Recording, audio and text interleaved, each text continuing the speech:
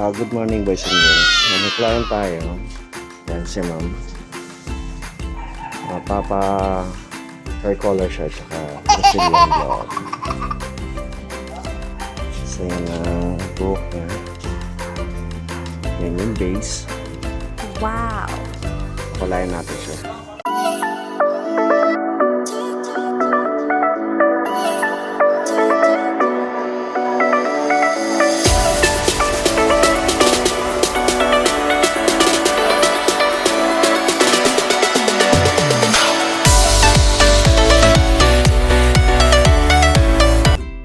At ito na nga, magkukulay na nga tayo.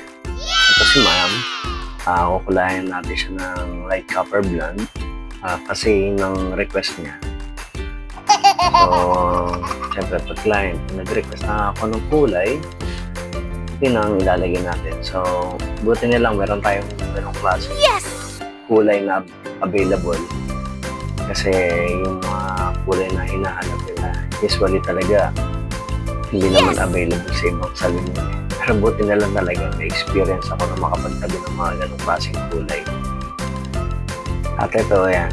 Wow! Na-apply na natin siya. Na-apply lang naman natin mabuti para tumigit yung kulay sa buhok niya. So, color Brazilian yung pagagawa niya. Yun ang gusto niya.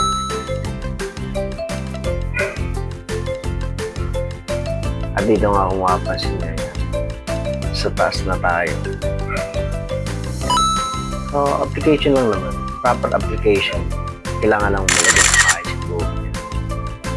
Para at least yan pa. Diba? Mag-even yung kulay niya. At yung mga ganitong proseso na hindi mapagod sa mga matagal gumagawa. So, yung video na to para lang naman sa mga pagkuha. Hindi naman sa mga matagal gumagawa.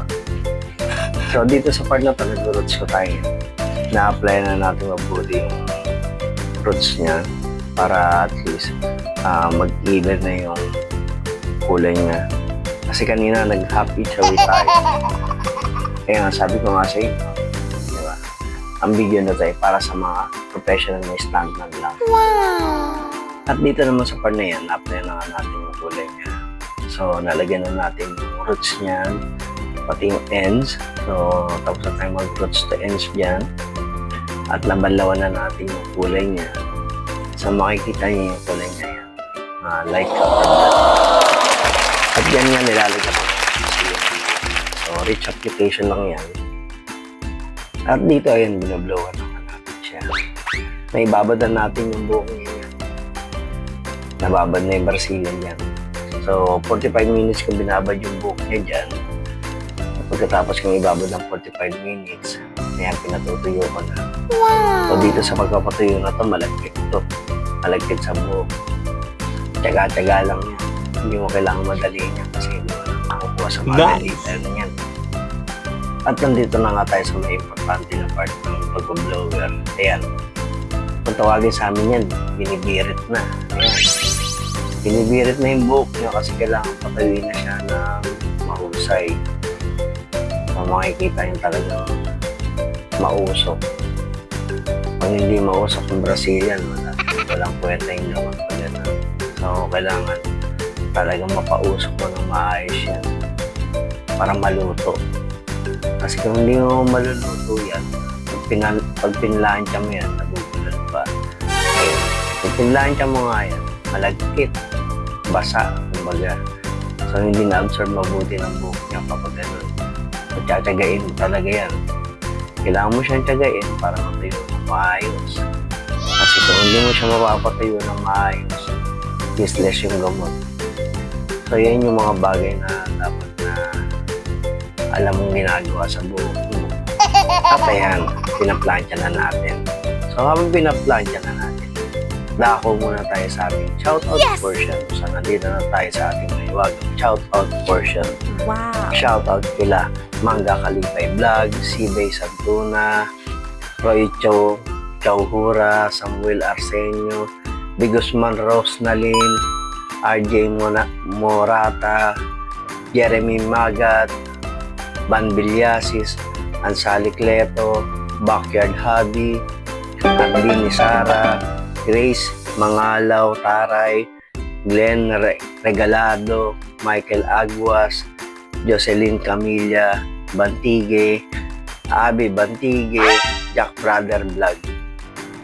At dito sa part na to, halos matapos na tayo niyan. Ayan, makikita nyo. Konti na lang matatapos na natin yung planching. At meron tayong dalawang client na naghihintay pa. Na matagal naghihintay yan. Halos mga 45 minutes na naghihintay. So, proud naman tayo sa mga client natin na yan. So, shout out sa dalawang client natin na yan. Ayan. Talaga nagtyaga sila tayo para lang makapila at makakapagpagupit. Kasi matatandaan ko yung dalawang client na yan is gupit talaga ang ipagagawa nila sa atin. Kaya shout out yan kila ma'am sa walang sawang suporta sa ating shop. So dito sa part na to, ayan, final retouch na lang yan. Ayan, kung makikita nyo, na-plancha na lang natin na maayos yung client natin. Ayan. So tapos na yan. Talagang kita na yung kulay niya at na pasila na natin yung buhok niya. Ayan. So mapapansin niyo. Ganyan. Ganyan kaganda yung buhok niya. Kasi nga napatreatment niya.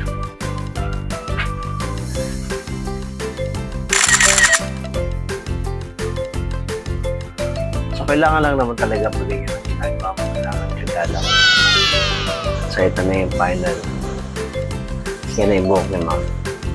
So, please like, share, and subscribe.